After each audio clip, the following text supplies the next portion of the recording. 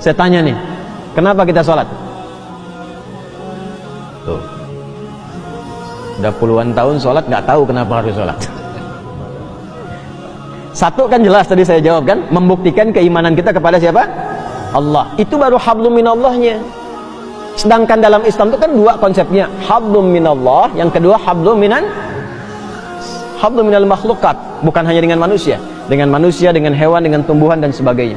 Nah, kalau yang pertama kaitan dengan Allah, selesai kita. Begitu salam, selesai dengan Allah. Kaitan dengan manusianya apa? Maka muncullah Quran surah ke-29 ayat ke-45. Innas salata tanha 'anil fahsya'i wal munkar. Kaitan dengan manusianya, setelah salat itu, salat yang benar ditunaikan mampu merubah orang yang salat itu menjadi lebih baik, terbebas dari dua sumber keburukan, baik fahsya yang bersumber dari syahwat, zina, pornografi, porno aksi, LGBT, kata-kata jorok.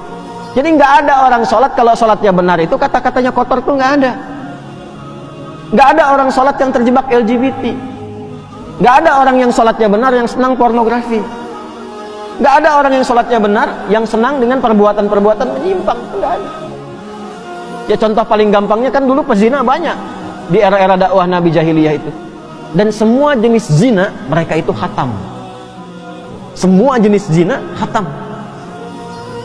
Tapi setelah mereka dididik dengan sholat, hilang semua zina itu. Bahkan memuliakan dengan sesama. Mungkar itu keburukan yang diingkari oleh hati, sumbernya nafsu perut dan akal. Nafsu perut itu karena terlalu lapar mencuri.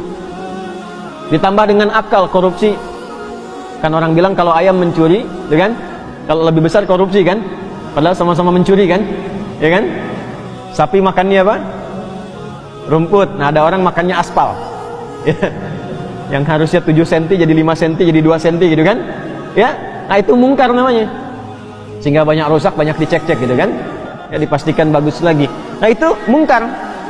Maaf, mencuri, membuat hoax, berselisih, menipu sampai ke tingkat tinggi, membunuh dan sebagainya, itu mungkar.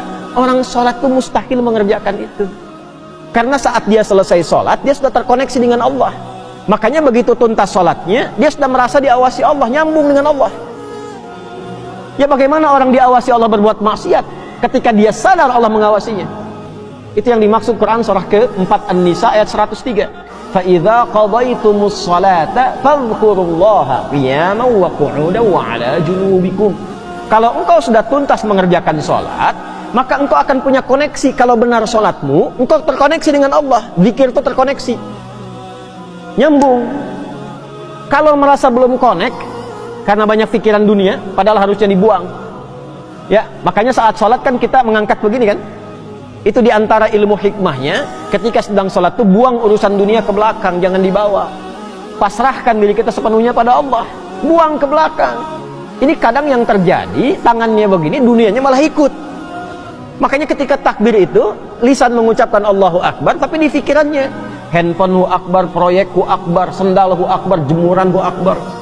Karena dunia ikut, kan? Sering terjadi begitu ya, ya. Kembali. Nah, ini yang menjadikan manfaat sholat gak diraih. Akhirnya apa? Tanha anil fahsya'i wal munkarnya gak dapat. Konektivitasnya berkurang. Untuk menutup itu pasca sholat, kemudian diajarkan zikir. Kenapa akhirnya istighfar, zikir pertama yang kita ucapkan? Kan pada sholat itu Assalamualaikum warahmatullah. Salam itu menutup sholat. Assalamualaikum warahmatullahi wabarakatuh. Assalamualaikum warahmatullahi wabarakatuh. Selesai nih. Bukankah setelah itu istighfar? Istighfar dulu kan? Kenapa zikir pertama urutannya istighfar? Karena kita memohon ampun kepada Allah, karena barangkali yang harusnya khusyuk itu maksimal terganggu dengan keadaan pikiran yang tidak bisa dikontrol. Itulah sebabnya. Nah, istighfar itu membuka kita supaya menyambung terus, sehingga ketika subhanallah, alhamdulillah terkoneksi. Keluar dari masjid sudah ingat Allah. Makanya kalau keluar dari masjid ingat Allah, tidak akan pernah terjadi tertukar sendal. Ingat Allah. Nggak ada kehilangan kotak infak. Nggak ada. Nah, kalau keluar dari masjid saja sudah bagus, apalagi dibawa ke rumah, dibawa ke kantor, nggak akan berbuat maksiat. Nah, itu tujuannya tanha anil fahsya'i wal munkar. Nah, yang bisa menyampaikan itu dan memastikan betul-betul menjadi baik, itu ulama pendidik. Makanya di pesantren itu bukan cuma diajar di kelas, sampai di asrama dilihatin, diawasi, didoakan, dipantau perkembangannya.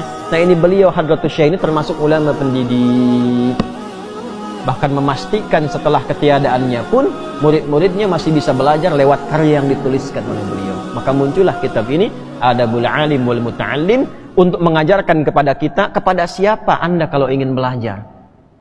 Kalau yang ingin belajar pada ulama pengajar, bagaimana cirinya? Kalau ingin belajar pada ulama pendidik, bagaimana cirinya? Dan apa manfaatnya?